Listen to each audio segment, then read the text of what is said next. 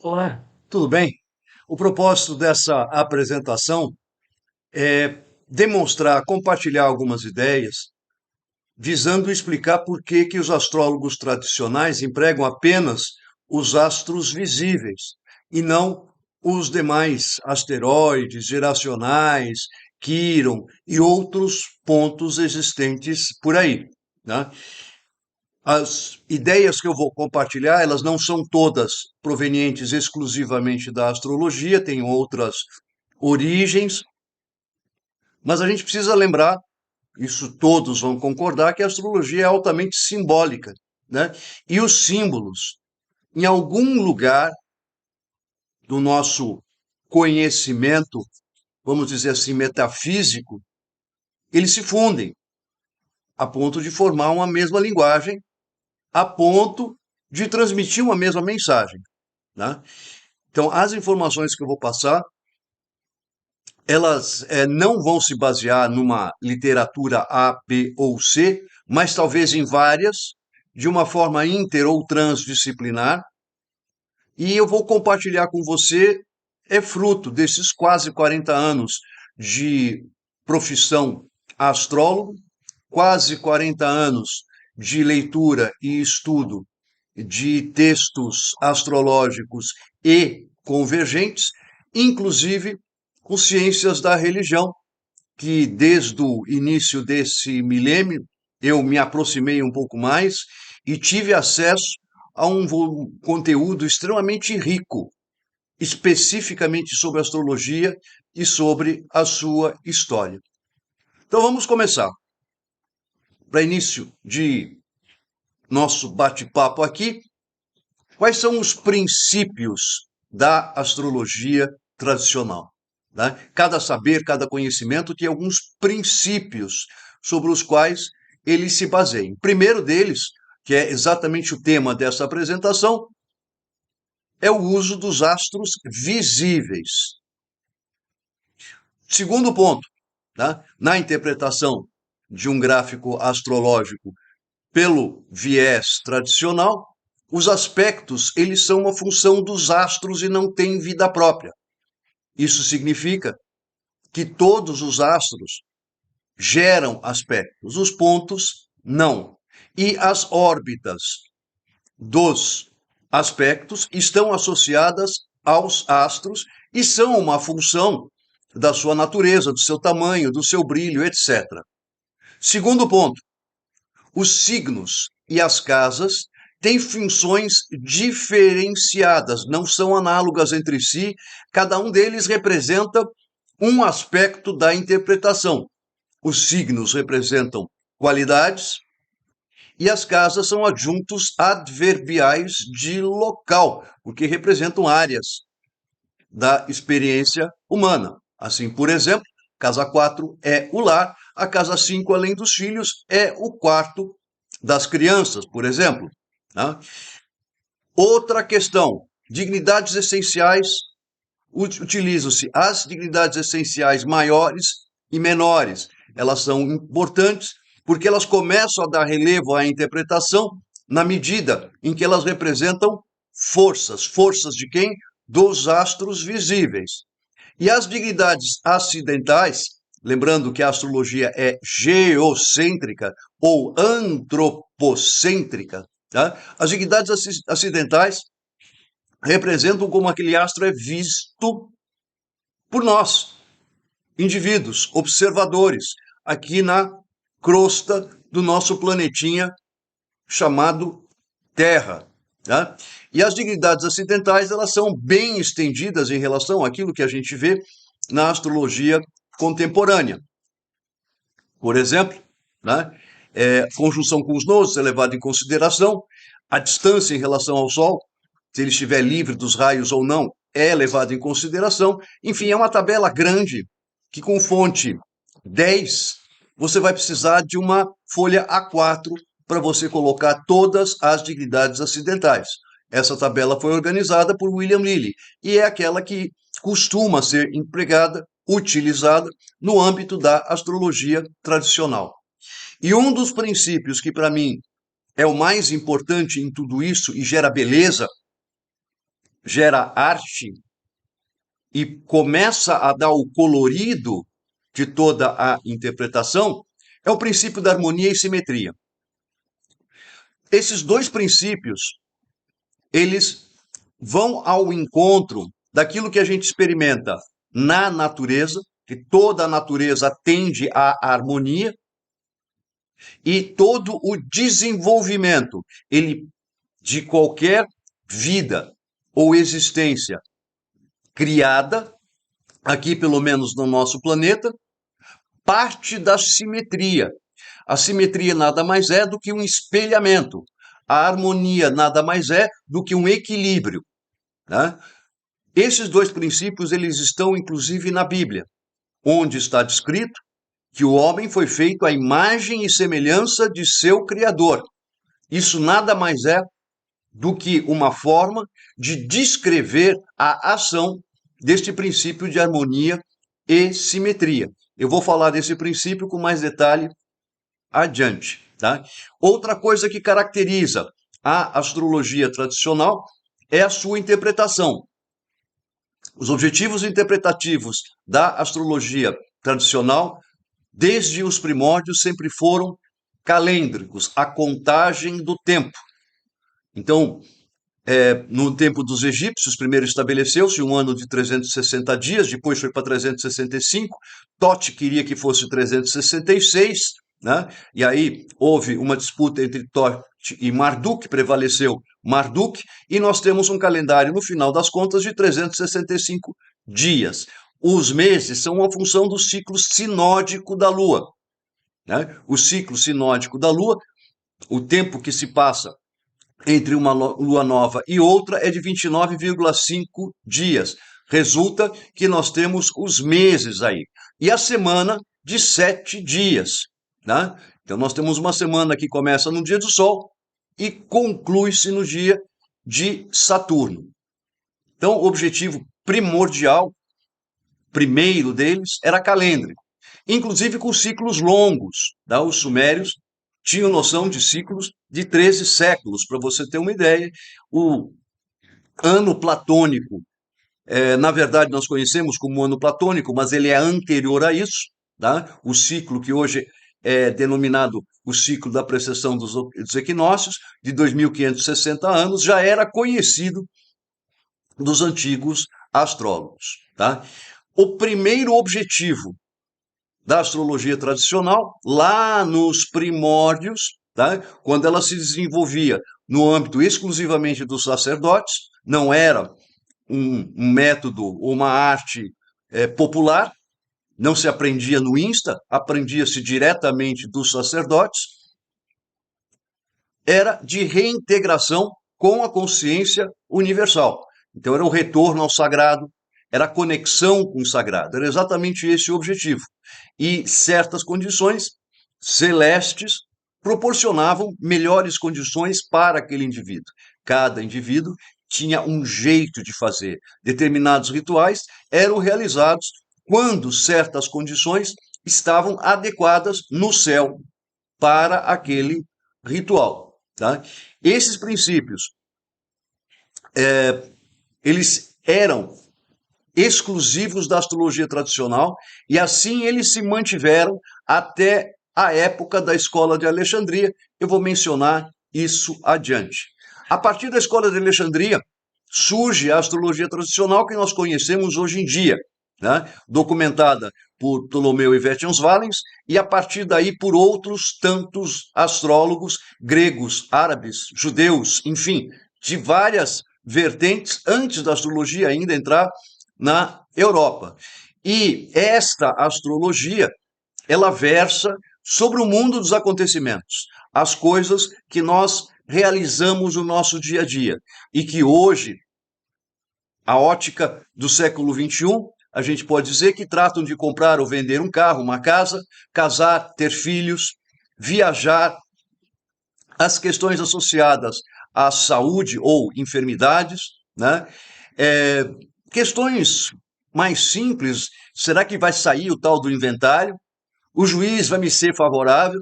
Então essas questões eram respondidas no âmbito do mapa natal, com os princípios da astrologia tradicional. É o mundo dos acontecimentos.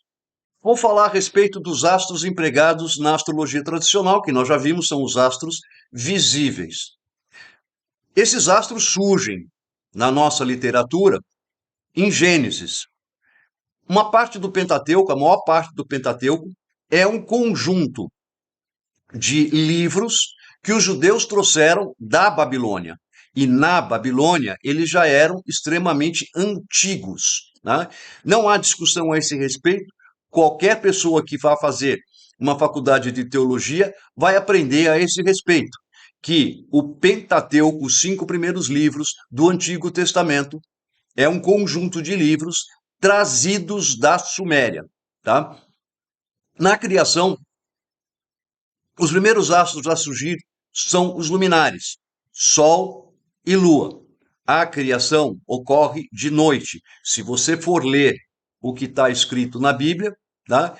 Diz ali, e Deus achou que era bom, noite e dia. Né? Então, os dias no âmbito do Gênesis são contados a partir do que hoje nós denominaríamos do pôr do sol, como os judeus contam hoje em dia. Na terça-feira ou no terceiro dia da criação, na terceira noite da criação, é que surgem os demais planetas visíveis, né, como está representado lá. Né?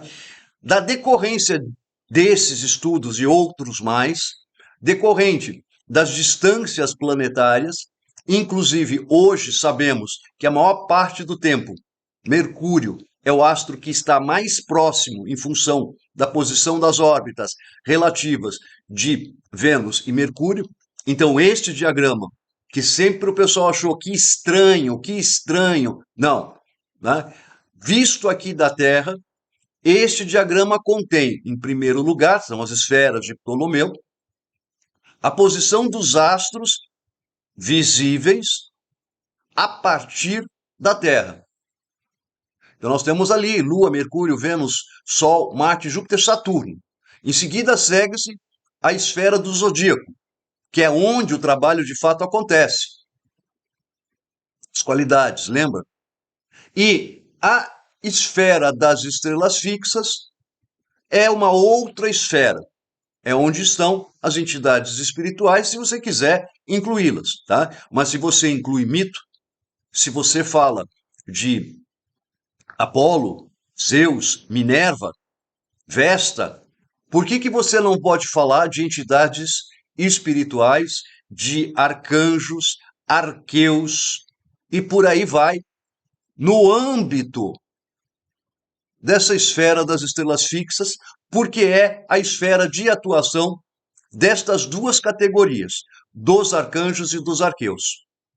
Eu escrevi à direita um esqueminha que é o que eles representam na perspectiva da reintegração, na perspectiva de, novamente, associar-se ao cósmico, desenvolvendo essa consciência universal. Então, aqui na Terra, no nosso planeta, é o mundo da ação. Ação esta que será inclinada ou representada, simbolizada, se assim você quiser, pelos astros do seu mapa natal, porque eles representam uma disposição, um trato que você está fazendo com não todo o universo, mas com o nosso sistema solar, com aquilo que representa a nossa existência, né? E os astros, eles têm uma identificação, uma característica, um objetivo, neste caso aqui, se você quiser chamar esotérico, eu prefiro chamar metafísico, tá? Onde a Lua representa o arrependimento, Mercúrio é a prática da oração, então é esse contato do seu eu com o eu superior fora de você e de forma que você possa se conectar. Então essa conexão ela começa a partir de Mercúrio. Vênus é o astro de bênçãos, então é quando você se ilumina e é abençoado. A reconciliação é encontrada no Sol, que inclusive é o símbolo da consciência. Quando você ultrapassa essa esfera solar, que nós ainda não estamos neste nível, nós entramos na esfera do serviço, que é para os anjos e santos. Passamos depois para a esfera do louvor, quando nós somos anjos e santos melhorados e estamos aptos a se elevar mais uma etapa na escala da evolução, né? E aí nós começamos, propriamente dito, com o louvor. Ainda participamos das atividades aqui no nosso planeta, louvando quem? Louvando ao Senhor. Então, essa fase do louvor é uma fase onde que a gente, inclusive, muda o nosso plano de existência. E Saturno representa a desintegração. Veja, Saturno, um astro cristalino. A desintegração significa você romper com os limites do tempo. Não é uma desintegração física. E as estrelas representam a reintegração, que talvez para acontecer leve muito tempo. Essa fase de mudança da reconciliação para o serviço, as almas, as consciências mais evoluídas, daqui a cerca de 75 encarnações, se as minhas contas estiverem certas, terá uma oportunidade para estar mudando. Tá? Este diagrama e essa nomenclatura que eu coloquei à direita é de baixo para cima e não de cima para baixo. Quando você conta a história da criação, você precisa colocar outras atribuições. Tá? Note que todas elas associadas a astros visíveis. Existe uma sequência aqui, existe uma razão. Por quê? E quando você compreende o papel das estrelas fixas e a maneira com que elas estão, as constelações estão catalogadas até hoje pelos astrônomos, nas famílias, você compreende que tem uma história por trás, tem uma razão por trás, existe um motivo por trás. E hoje eu vou me deter apenas no motivo por trás dos astros visíveis. Para quem gosta de academicismo, eu vou entrar então um pouco em academicismo. Tá?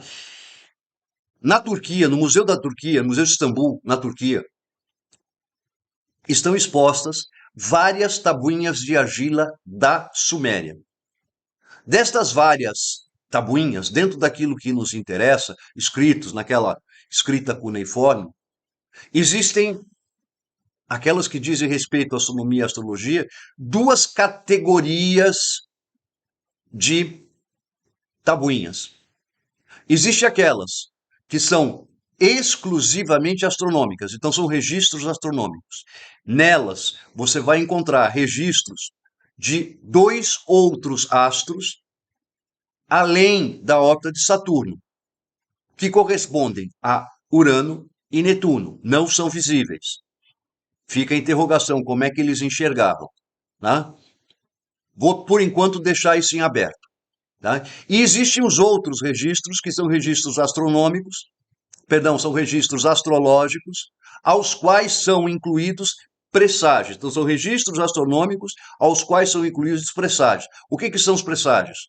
É aquela anotação básica do tipo, isso significa aquilo. Então, o que difere uma pedrinha de outra é que os registros astronômicos registram apenas as posições dos astros relativos à Terra. Não, curiosamente, não são relativos à Terra. Curiosamente, a posição dos astros é relativa ao Sol e não à Terra. Você sabia disso? Pois é. E Leonardo da Vinci quase foi queimado por apenas mencionar que a Terra se movia em torno do Sol. Copérnico quase foi queimado por tentar demonstrar, porque ele tinha como demonstrar, que a Terra orbitava em torno do Sol e não o contrário. Pois é, aquelas tabuinhas da Suméria já têm o Sol como centro de um sistema planetário. Tá? E já incluíam Urano e Netuno, como nós os conhecemos hoje.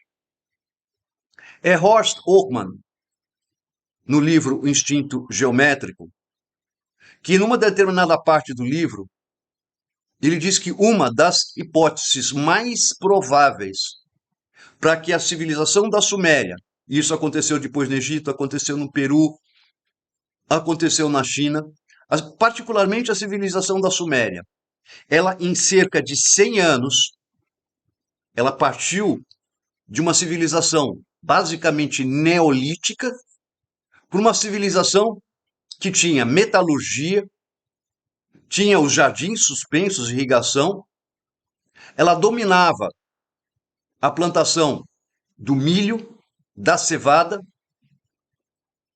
tinha, no caso dos sumérios, conhecimentos astronômicos extremamente avançados, 100 anos. O Egito também passou por uma situação similar, só que foi num período maior. Em 300 anos eles tiveram até medicina, física, porque eles tinham eletricidade. Vamos voltar para a Suméria, que é o que nos interessa. A hipótese exógena parte do princípio que a astrologia, o conhecimento astrológico, diz respeito à informação. E a maneira de obter essa informação é compreendendo o movimento dos astros. E quem ensinou foi alguma entidade exterior. O livro não fala que são ETs, que são nefilins, ele apenas diz alguma instrução vinda de fora do nosso sistema. É Berossos, que fala de um tal de Oannes, que era uma entidade que passava o dia entre os sumérios e de noite ele mergulhava lá no mar de novo, no oceano, para voltar no dia seguinte. Né? Aí a gente pode pensar em entidades não humanas. Tá? Essa hipótese é uma hipótese que, se você quiser mais informações, basta adquirir esse livro, O Instinto Geométrico, do Horst Hochmann. Tá? Esse livro é um livro que, para quem gostaria de conhecer a astrologia e o propósito da astrologia de uma forma um pouquinho mais imparcial, tá? É um livro recomendável. Tá? Eu parto dessa ideia de que a astrologia tenha surgido em algum momento em torno de 12.000 AEC. Aí a gente tem o dilúvio em torno de 10.000 AEC. A gente tem uma segunda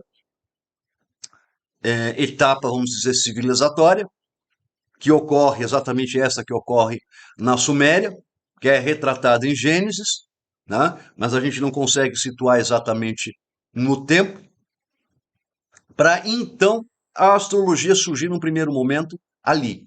Né? Horst Hochmann, é o próprio Horst Hochmann que diz, né, que como foi Hammurabi, em cerca de 1700 AEC, ele mandou reunir o conhecimento astrológico então existente. Então, em 1700 AEC, já devia estar uma zona todo o saber astrológico. Maior confusão. Né? Se os primeiros registros astrológicos são de aproximadamente 6.000 AEC, alguns dizem que é 4.000 AEC, tá? Vamos ficar com 4.000, é um número mais palatável do que 6.000 e tem mais relação com outros eventos que aconteceram no nosso planeta. Tá? Quando reuniu o conhecimento astrológico, né, é provável que ele já tenha passado por várias mudanças. Então, o conhecimento astrológico reunido por Hammurabi provavelmente corresponde apenas na essência ao conhecimento original legado aos sacerdotes da Babilônia. Né? Horst Hochmann chama isso de problema da origem. Ele diz que se passam 30 gerações numa cultura, num povo que é altamente supersticioso. Então, é lógico, aquela informação inicial que talvez tenha sido trazida por instrutores exteriores a nós, quando chega em Hammurabi, já não é mais a mesma. A partir de Hammurabi, começam a existir registros mais organizados de astrologia. Nós vamos encontrar isso a partir da época da escola de Alexandria. Tá? E um outro comentário que eu queria colocar, né? Como é que os caras enxergavam Urano e Netuno se eles não são visíveis? Pois é, os chineses dispunham de lunetas. Os chineses também têm indicações e registros de Urano e Netuno. Então, Urano e Netuno já eram conhecidos desses outros povos, dessas outras culturas. Eles não surgiram ao acaso em tempos recentes. Né? Eles já eram conhecidos. Do mesmo jeito que a Terra, ela já foi redonda, foi plana, foi plana, foi redonda. A Terra já orbitou em torno do Sol. O, o Sol já orbitou em torno da Terra. Então a ciência ela já mudou várias vezes, coisas que para a gente hoje são básicas. Ninguém vai concordar comigo se eu disser, pô, a Terra é plana. Não é. Né? Ninguém vai concordar comigo se eu disser, meu, é o Sol que gira em torno da Terra, todos os astros giram em torno da Terra. A Terra é o centro do nosso sistema. Todo mundo sabe que isso é uma tolice. Né? A gente que precisa fazer em astrologia uma lobotomia, porque o que você vê é uma coisa, mas a realidade de fato é outra. Você vê que tudo orbita em torno da Terra, mas sabemos que todos os astros orbitam em torno do Sol, é o sistema solar. E isso os sumérios já sabiam, está registrado nas tabuinhas que eu vi lá no Museu de Istambul. Ninguém me mandou falar, não é uma foto feita por IA, tá? Eu vi essas tabuinhas lá no Museu de Istambul em 1987 e 88 eu estive lá em duas ocasiões. Em 1989, o navio ficou preso em Nantes, passamos 4 meses lá e eu tive o privilégio e a oportunidade de conhecer Robert Ambelin. Primeiro com alguma dificuldade, até por uma questão de idioma, eu não falo francês, né? Mas num misto de inglês e alemão eu consegui me fazer entender e consegui que ele me recebesse para eu aprender astrologia mundial. Ele tinha escrito o Retorno a Alexandria, é um livro de astrologia mundial que tem algumas ideias extremamente interessantes e eu o conhecia por outros motivos também. Robert Ambelin era um dos maiores estudiosos de tradição ocidental, com vários livros escritos praticamente sobre tudo o que diz respeito à tradição ocidental. Tá? E lá no meio do nosso curso, em algum momento, ele mencionou que o Sefer Yetzirah não foi produzido na época que se diz. Sefer Yetzirah não é atribuído a Abraão, Moisés, ou seja o que for. A Cabala, ela surge como um conhecimento bem mais recente e a partir da escola de Alexandria. Então, disse, tá? São as vertentes, que foi Abrão que trouxe a Cabala. Não. Tá? Pode ser que aquele conhecimento esotérico já fizesse parte da astrologia. Mas o que acontece é que, em algum momento, durante a escola de Alexandria, a Cabala nasce da astrologia e há uma separação do saber astrológico. Todo aspecto místico, todo aspecto metafísico, tudo aquilo que diz respeito ao desenvolvimento da consciência, a entender por que a criação acontece, como o universo funciona, foi legado à Cabala. E todo o conhecimento, vamos assim dizer, mais prático, mundano da vida, mais, vamos dizer, mundo do aqui e agora, ficou com a sua mãe, a astrologia. Isso se dá em algum momento, em torno do século III ou II antes da Era Comum, né? E eu vou fazer agora um link com a Cabala que nós conhecemos hoje. Eu vou usar como fonte de referência o livro Sefer Yetzirah, que quer dizer o livro da criação, e a versão comentada por Arié Kaplan, da editora Sefer. Né? Este diagrama é o diagrama que é conhecido como árvore da vida. E eu vou usar a disposição não das escolas herméticas, mas a disposição da Cabala hebraica. Né? A Cabala hebraica ela tem em seu pacote, vamos dizer assim, que é o básico realmente da Cabala não é exatamente essa árvore. Tanto que por muito tempo houve uma discussão qual que seria o formato dessa árvore.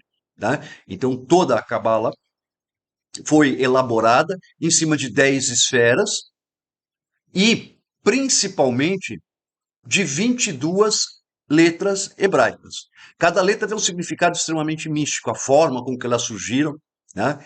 É algo assim extremamente poderoso. Elas foram gravadas a fogo, tá? E em baixo relevo, tá? Para deixar uma impressão mais intensa do que um tatu. Né? E elas são agrupadas em 3 grupos. O primeiro grupo corresponde às letras mães. As letras mães nesta árvore correspondem a esses caminhos, esses travessões, vamos dizer assim, horizontais. E eles representam as etapas da criação.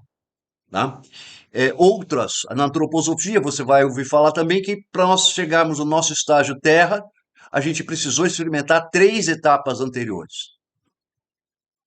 Véu de esquecimento, os véus estão todos aí. Né? Eu estou simplificando a cabala também, por favor, não seja purista.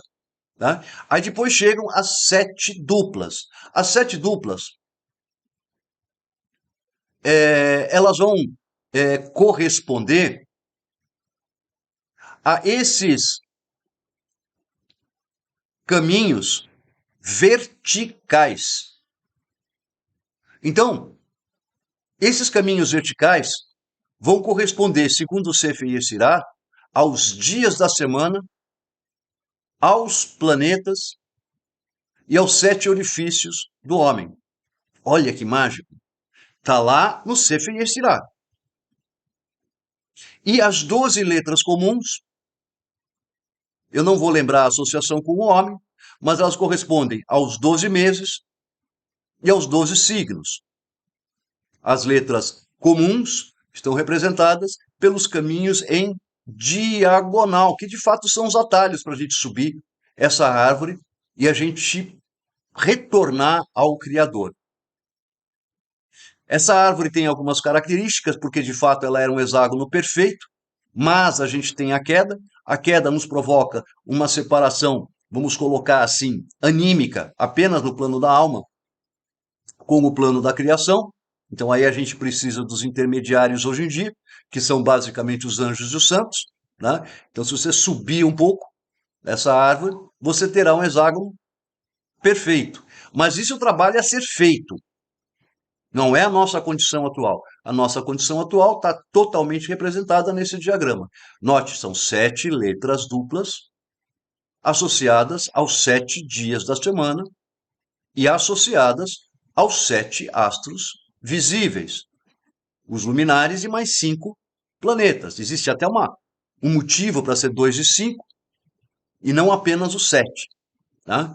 Lembrando que 5, número 5, é associado ao homem encarnado.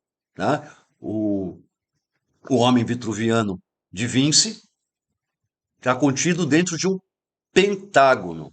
Né? Porque os luminares já são, de certa forma, considerados uma ponte para o espiritual. Tá? Vamos bater nessa tecla de novo? 7 letras duplas associadas aos 7 dias da semana e aos 7 astros visíveis. Até agora, não vi espaço para incluir outros astros, enfim, qualquer outra coisa. Eu vou voltar a falar de simetria e de harmonia e simetria, né? Usando algo que é explicado, mas não é aprofundado. Todo livro de astrologia começa falando das estações do ano. Aquelas estações do ano, elas são fundamentais para você compreender toda a dinâmica do zodíaco, como os signos de fato funcionam, por que eles funcionam assim. A eles, os signos, estão associadas qualidades primitivas e também os modos. E as estações do ano são uma espécie de um resumo de cada um desses quadrantes. Pois é, as dignidades essenciais maiores, ou seja, domicílio e exaltação, estão totalmente associadas às estações do ano. É o Sol que gera isso. Então, como esse diagrama foi elaborado para o hemisfério norte, embora o zodíaco seja o mesmo, tanto faz hemisfério norte ou hemisfério sul, o que muda é como a gente o vê, por isso que as casas, quando a gente calculava o sistema de casas na mão, usando tabela, a gente tinha que inverter no hemisfério sul, porque as tabelas eram para o hemisfério norte, mas a gente não invertia o zodíaco, a gente invertia as casas, entendeu? Né? Então, o domicílio do Sol em Leão decorre porque este é o signo mais quente do ano, no hemisfério norte, óbvio. E como Sol e Lua, por uma questão de harmonia, precisam estar contíguos, o segundo mês mais quente do ano, né, ou o mês que inicia essa mudança para este calor, é Câncer. Por isso que eles estão vizinhos. Por oposição, né, entre esses dois signos, ou essas duas épocas do ano, são as mais quentes do ano, que depois a gente chega no mês de agosto, é o mês dos ventos, é que muda tudo. Né? Eles vão se contrapor aos dois signos mais frios do ano, representados por Capricórnio e Aquário. Inclusive, Saturno tem seu júbilo, ou seja, sua maior expressão e força, funciona de uma maneira mais construtiva em Aquário, porque ele é a tradição melhorada. Então vamos mudar o sistema, mas eu preciso de um sistema que é representado em Aquário. Esse júbilo torna Júpiter mais forte, aspecto da misericórdia, em Peixes do que em Sagitário. E Marte é uma questão justamente de atenuar os efeitos cortantes de Marte e gerar um certo senso de estratégia e controle de energia em Escorpião. Porém, a origem dos domicílios é o verão no hemisfério norte. A origem das exaltações segue o mesmo princípio, mas tomando a primavera. Por esta razão que o Sol se exalta em Áries. Não é uma razão aleatória, não é analogia. Existe uma razão astronômica. Antigamente havia uma posição em Áries onde o Sol era mais forte ainda, uma espécie de um júbilo das exaltações, que para o Sol era 19 de Áries. O que corresponderia a esse 19 de Áries no hemisfério norte? O início do degelo. Olha que maravilha! Da mesma forma com que a gente elabora esse esquema baseado primeiramente nesta relação das estações do ano, de quente e frio, também nas exaltações os astros são distribuídos desta forma, mas existem algumas regrinhas adicionais que levam com que Mercúrio não tenha exaltação, porque os seus domicílios se quadram. Tá? Então, ele não pode se exaltar num signo ocupado pelo seu exílio. Tá? Então, existem regras para você chegar na exaltação. Não é nada assim tão aleatório, porque é análogo, é parecido. São regras muito precisas. Tá? De novo, a gente está falando de 7 astros. Tá? 7 astros, 12 signos. As 7 letras duplas, os astros. O pessoal esquece na interpretação astrológica que cada astro tem a sua manifestação quando estiver dignificado e quando estiver mal dignificado, que é a característica negativa. Né? Então, Saturno, bem dignificado, põe ordem, organiza, põe foco, disciplina. Saturno, mal dignificado, olha como é que funcionam as letras duplas. Representa a sujeira, a desorganização, a displicência, a má vontade, o outro lado. Então a gente já tem como saber se aquele astro vai se manifestar pela sua ótica positiva, construtiva ou pela sua ótica negativa. Vamos continuar com harmonia e simetria? Aí você tem a Estrela dos Magos. Você já deve ter ouvido falar dela para você obter a ordem das horas planetárias. Mas daí também sai a ordem que os planetas foram surgindo na terceira noite da criação. Aí também saem os dias da semana e os dias planetários consequentemente. Algo que, com exceção do português, são mentidos até hoje em inglês, espanhol, italiano, francês, alemão. Todos esses idiomas ainda mantêm essa associação de dias da semana e os astros visíveis. Pois é, a sua semana de 7 dias continua sendo de 7 dias, mesmo após o descobrimento de Urano e Netuno, ou redescobrimento de Urano e Netuno. Tá? A sua semana de 7 dias permanece de 7 dias e não inclui Quirón, asteroides, enfim, todos os corpos que estão no céu.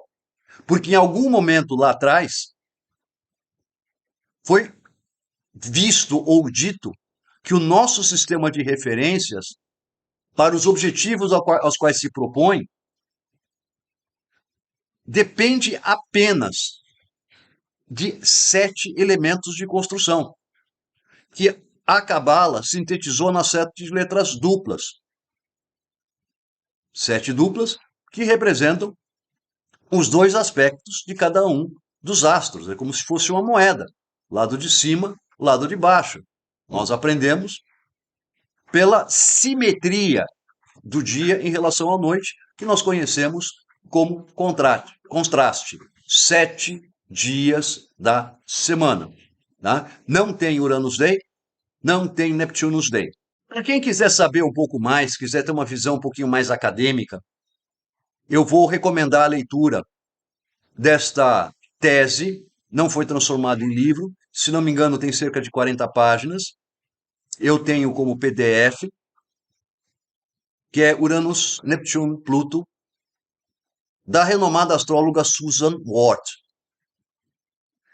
Amplamente documentado com notas de rodapé e referências bibliográficas, este texto trata de como surgiram as atribuições destes 3 astros. Acaba sendo mais uma referência para você pensar de você os incluir ou não. Tá? Então, para a gente amarrar uma conclusão, tá? Todo o nosso sistema metafísico, pensando no sistema metafísico, ele se apoia numa relação de 7 letras duplas ou 7 astros que funcionam com 2 tipos de expressões antagônicas. Número 1. Tá? Número 2. Existe toda uma questão simétrica dentro da própria astrologia, onde cabem os 7 astros. Número 3. As tabuinhas da Suméria, que são os registros astrológicos mais antigos que conhecemos, registra como presságios apenas os 7 astros visíveis, embora Urano e Netuno já fossem conhecidos e já estivessem registrados nas tabuinhas astronômicas. Né? Os chineses já tinham lupa há muito tempo.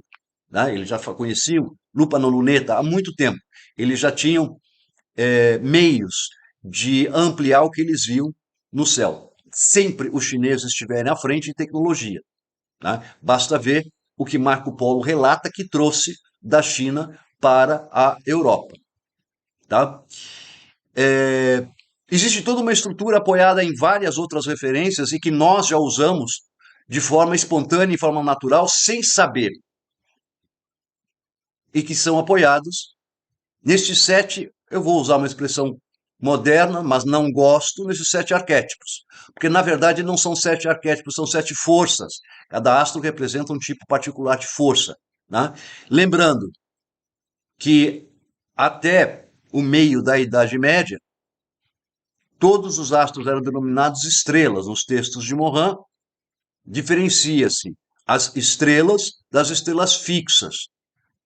Posteriormente, a partir do século XVIII, é que surgiu para diferenciar a expressão planetas das estrelas. Mas nos textos de Morin, nos textos de Lyry, Cardan, Kepler e tantos outros, tá? Usam-se uma expressão, está no céu, por isso que eu prefiro chamar de astro. Está no céu, é estrela. Existem as estrelas fixas, que são aquelas que parecem que não se movem, e as estrelas, entre aspas, errantes, que são aquelas que se movem. Tá? Essa nomenclatura é de longe a mais correta, porque remonta a um saber extremamente antigo, né, que não científico, a gente pode dizer mitológico, tá? Metafísico. Né? Mas, vou repetir, né, do mesmo jeito que você dá suporte a você interpretar o signo de Virgem, baseado em Diana Caçadora, baseado em Vesta, Minerva e tantas outras deusas da mitologia grega, mitologia, por que não fazer referência a estas mitologias sob uma perspectiva ainda mais ampla? Essas mitologias surgem todas quando você interpreta as constelações. E aí você, agrupando as histórias, você percebe por que as famílias de determinadas constelações foram agrupadas de um determinado jeito. Dentro deste pacote, os 7 astros visíveis são suficientes para construir a interpretação. Lembrando que a interpretação da astrologia tradicional, ela se volta para 2 aspectos. O desenvolvimento da consciência, vamos pensar assim, ou a sua expansão. O 7 é suficiente. Todo o suporte, inclusive em outras fontes bibliográficas, em outras referências, como hinduísmo, o budismo, por que não a antroposofia, estão apoiadas e suportadas nessa relação 7-12, que é a relação dos astros e o zodíaco. Ainda, tá? Pensando numa interpretação mais casual, mais mundana, mais do nosso dia a dia, tá? Saturno representa tudo aquilo que é o resultado final daquilo que nós estamos produzindo. Então, se você é um oleiro, por exemplo, e está produzindo um vaso de cerâmica, tá? Aquele vaso de cerâmica construído, fruto do seu trabalho, é o Saturno.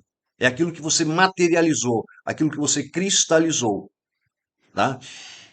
A astrologia tradicional não tem esse foco de comportamental ou psicológico. É o aqui e agora. E dentro dessa interpretação do aqui e agora, esses astros geracionais não são necessários. Ah, mas Urano é o planeta da surpresa. Os planetas retrógrados cumprem exatamente esse papel. Ah, mas Netuno é o planeta da confusão. A Lua é o astro da confusão. É e sempre foi. Tá? A expressão lunático, como uma pessoa louca, sempre foi atribuída à Lua. E por aí vai. Tá? Se você realmente quiser saber um pouco mais, não estou dizendo mudar de opinião, mas quiser se informar um pouco mais, procure essa publicação da Susan Ward, leia, estude e respeite pelo menos o trabalho que ela fez. Se você gostou dessa apresentação, achou que foi útil, eu peço a gentileza de você, se ainda não estiver me seguindo no meu canal, me siga, põe um joinha, comenta, tá? E se achou que foi realmente útil para alguma coisa, compartilha com alguém que você acha que possa gostar dessa apresentação ou das informações que eu trouxe aqui. Muito obrigado, abraços e paz.